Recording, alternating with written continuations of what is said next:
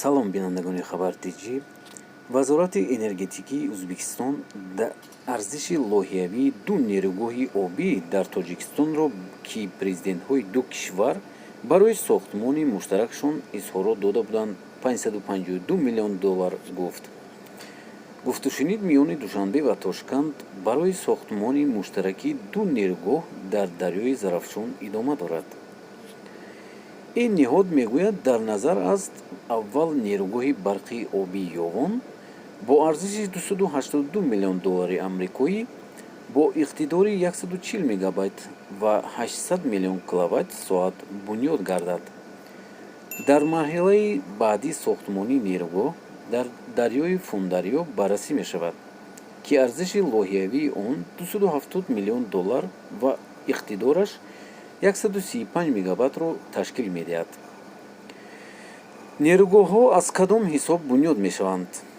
Ба иттилои манбаъ, маблағгузории сохтмони ду нерӯгоҳ аз ҳисоби пули қарзу грант ва саҳми ҷонибҳо дар хазинаи оинамовии нерӯгоҳи бунёдшаванда дар назар аст. Мақомоти Ӯзбекистон таъкид намуданд, ки нерӯгоҳи мазкур то 1400 миллион киловатт-соат нерӯи аз нигоҳи экологӣ тозаро танҳо барои бароварда кардани эҳтиёҷоти Ӯзбекистон тавлид хоҳанд кард. Инчунин аз аҳамияти нерӯгоҳҳо барои низоми ягонаи энергетикии Осиёи Марказӣ гуфта шудааст.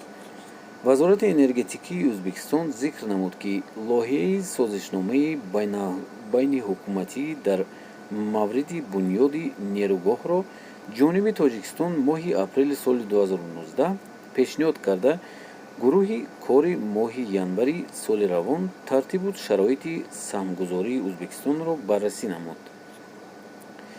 Манбаъ афзуд, ки дар ҷаласаи навбатии гурӯҳи кори тағйиротӣ пешниҳодкардаи Ӯзбекистон дар робита ба ҳифзи сармоя ва таваккалҳо, низоми ҳалли масоили баҳси хариди нерӯи барқ аз сӯи Ӯзбекистон ва ғайра баррасӣ мешавад. Мақомоти Ӯзбекистон тафсилоти тағйиротии пешниҳодшудаашонро ироа накардаанд. Сохтмони муштараки нерӯгоҳҳо дар дарёи Зарафшонро Эмомали Раҳмон, раиси ҷумҳурии Тоҷикистон, ва Шавкат Мирзоев, раиси ҷумҳурии Ӯзбекистон, моҳи августи соли 2017 дар изҳороти муштаракшон ҳадаф гузошта буданд. Ва ин буд дӯстони азиз, видеои имрӯзаи мо. Шумо чӣ фикр доред дар бораи барқ сохтани Ӯзбекистон дар Тоҷикистон? Ҳатман нависед. Ва чаро барқ барои Ӯзбекистон будааст?